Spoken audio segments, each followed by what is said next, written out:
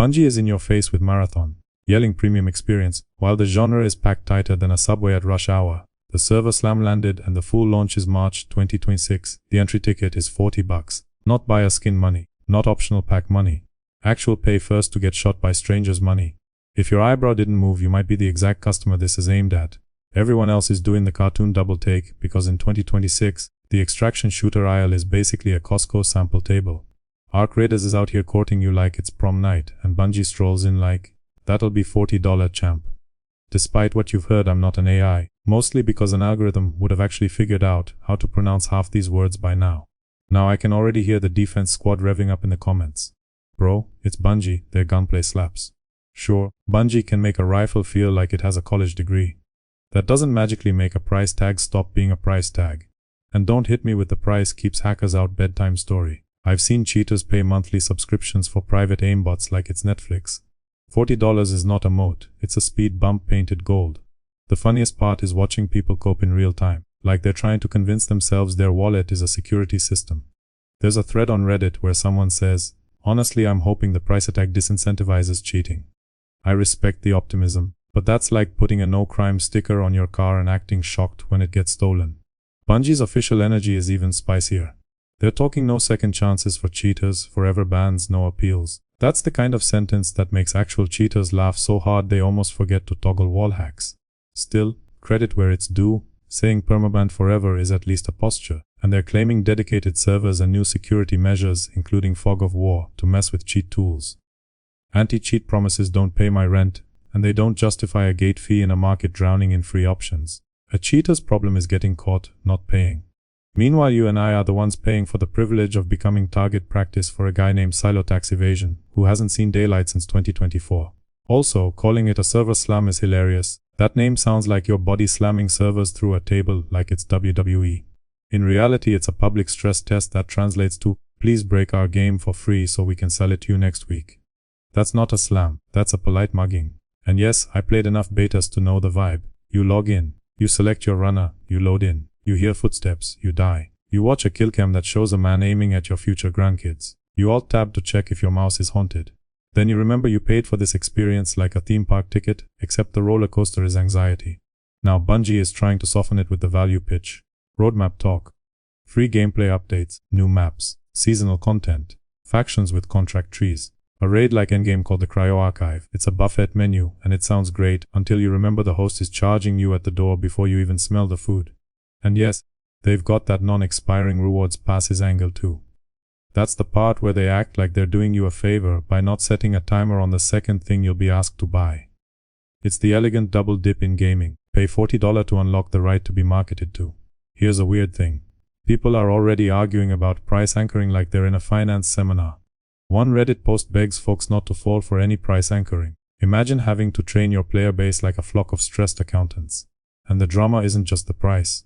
The context is Bungie's recent baggage, which makes the trust meter look like it's been hit with an EMP. Last year, the Marathon Alpha got smacked by plagiarism accusations, and the artist involved said the game was plastered with stolen art. That phrase alone is a reputation nuke. Bungie and Sony eventually resolved the art issue to my satisfaction, according to the artist's update in December 2025.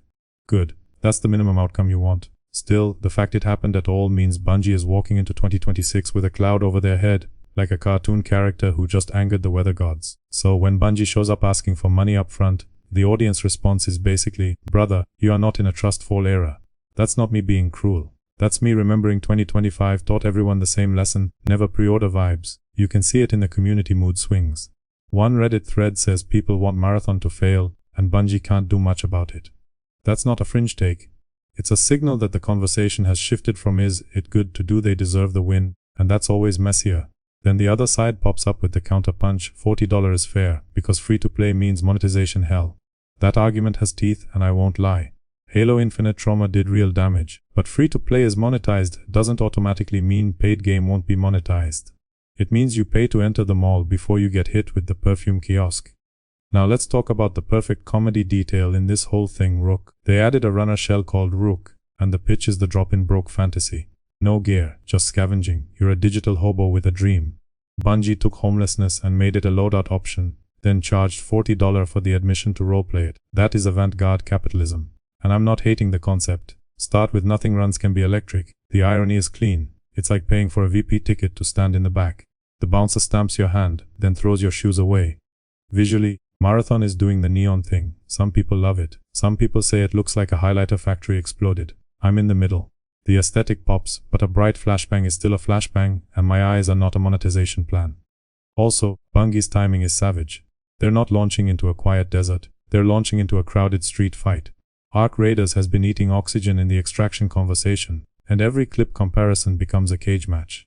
On X, you've got posts like Kotaku's Marathon will cost $40 message getting passed around like a hot potato nobody wants to hold. And then the influencer takes come in, doing the everyone's losing their minds over the price routine. One post frames it as people screaming they copied ARC Raiders. That's the genre problem right there. When the market is this same why, you stop judging games by what they are and start judging them by what they resemble. So, Bungie tries to differentiate with the anti-cheat flex. Again, I like the energy. The issue is that anti-cheat is not content. We will ban you is not a map. We rebuilt the security stack is not a story hook. It's hygiene. That's toothpaste advertising. You don't charge a cover for toothpaste.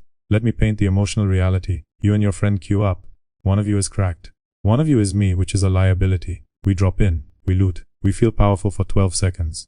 Then a trio shows up, sliding around like they're on a greased kitchen floor. We get deleted. My friend says maybe we should have taken it slower. I say maybe we should have kept our $40. That's the you versus them of it. You are the paying customer trying to have fun. They are the studio pitching nostalgia pricing like it's a vintage jacket. They are the market competitors offering free entry and daring you to compare. They are the cheaters who treat bans like seasonal allergies. The conflict is baked in, and Bungie's PR language isn't helping. Premium title is corporate speak for we need you to pretend this isn't scary. It's like a landlord calling a closet apartment a cozy studio. Words don't change the square footage. Now I can hear the smart people saying, but they're promising no pay to win.